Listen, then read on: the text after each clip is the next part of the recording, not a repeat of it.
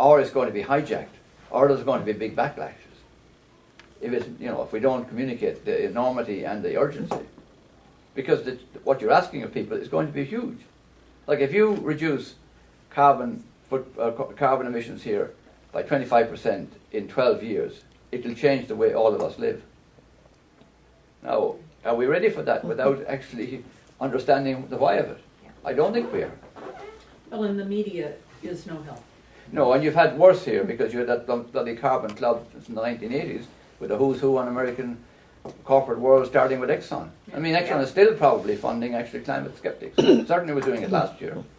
Your Union of Concerned Scientists sent them a couple of thinking letters, as did the Royal Society in Britain. That it doesn't bother too much with the plebs, but they sent. So, and that is, that was huge in the 80s. That's why withdrawing from Kyoto was no big deal. And I point out that actually the Senate did a straw vote on Kyoto before Clinton left office. And what was it?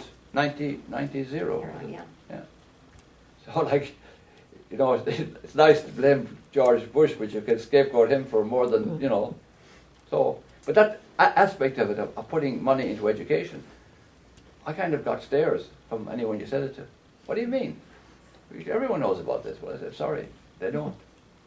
And actual fact, the way you've been talking to me for the last 5 minutes, you don't know much about it either. In my own mind, I wasn't. You were with us in a few of the groups. Mm-hmm. Yeah, yesterday. Yeah. Were you kind of convinced that everybody was wholly knowledgeable about? Oh no, not at all. Most of the time they were polite, but they like, oh, well, I've never heard of that issue before.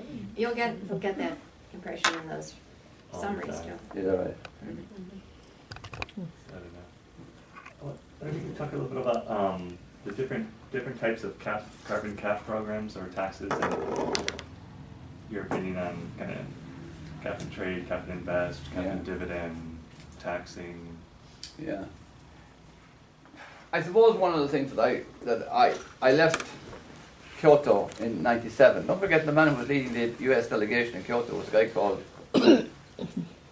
called Al Gore. Yeah. Al Gore. Al Gore led. And the Europeans were willing in Kyoto to go 15%. Remember, there was a long night before. There were 2 long nights. Yeah. One was on the figures. The Europeans were willing to go 12 to 15%. The scientists said you need to go 60 to 80%. So that was one night. We were down to 5.2 to 7. But the second one was on this market-based mechanisms. And I actually think it has been a terrible sort of delusion at one level, and also a sort of cul-de-sac. And I'll give you the example myself from Nairobi. Again, I was telling you, I tend if we're there for 12 days, you kind of, we work with a group now with Catholic people in Cannes, so you go, but I tend to go to at least see what the enemy is saying. The big thing in Nairobi was carbon trading. So I turned up at a few of the carbon trading lectures and seminars. So after about 2 days, a guy came up to me after. One of the good things about the carbon side too and the nuclear, you always got better sandwiches. So for omnivores, anyway, he said to me, I noticed you're taking a great interest. Do you have any money? I said to him, tell me more. Look, he said, we're starting a carbon trust here. If you know people with $10,000, €10,000, we can almost guarantee you an 80% dividend on that within Sounds a year. like a Ponzi scheme. Well, basically he was saying that carbon was going to go from being $20 or €20 a ton to maybe 60, 70 and 80, which eventually I think it probably will. But like that was his whole, and there was an enormous amount of Nairobi that had taken the eye off mitigation. which is into this complex form of dealing that you didn't know what was going on.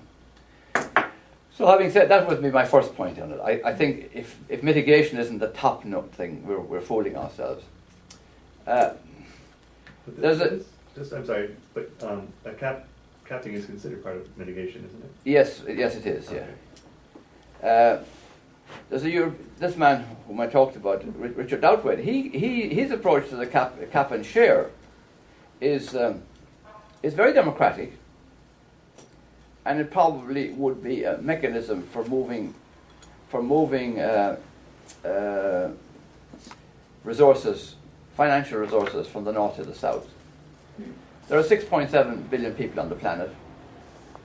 Emitting carbon now is a negative because of its impact on the well-being of the planet.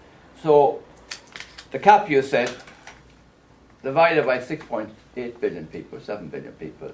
So everybody you have your allotted share of carbon emissions this year. Now he would suggest that most people will sell it into some structure in a country. It could be post offices or banks, where you actually get money. Because say that the bodies you're not using that much. Then everybody else actually has to pay for money, has to pay for carbon from those who sort of bind together.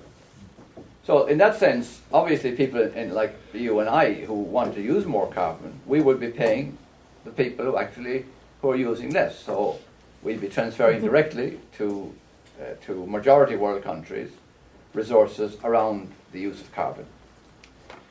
But of course, the big thing with carbon, with any of these things, is not to replicate what the Europeans did.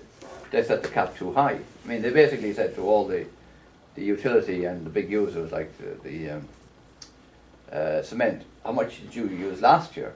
And that's what they set as the cap.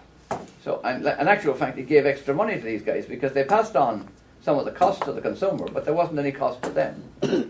So the cap has to be pretty low and going down each year. So that actually cap and dividend or cap and share, cap and trade, I'm not necessarily against it, but fundamentally what I said right across the way is whatever is necessary through fiscal or monetary policy to keep below the 2 degree, that's what we need to do. If by also you get a mechanism like the cap and share, which actually helps to even out, I think that's an extra benefit. Now people say, well, it's very difficult to do, would be very difficult to do technically, and I say, yeah, well, I can actually pick out my cell phone here now and call Lake Cebu. When I was working there, right up to the late 80s, it took me 14 hours to get over to Davao to make a call home to my mother. And if I didn't make it in a 2-hour period, I wasn't able. So there's an enormous ability to do this thing at the moment. So it isn't that difficult. If we can do it for mobile phones, why couldn't we do it for that? And it would also focus on carbon. Anything that takes the focus off greenhouse gases, I think is bad. That you've got now, that's your quota. If you go over it, you've got to buy, and if I'm under it, it's a source of income for me.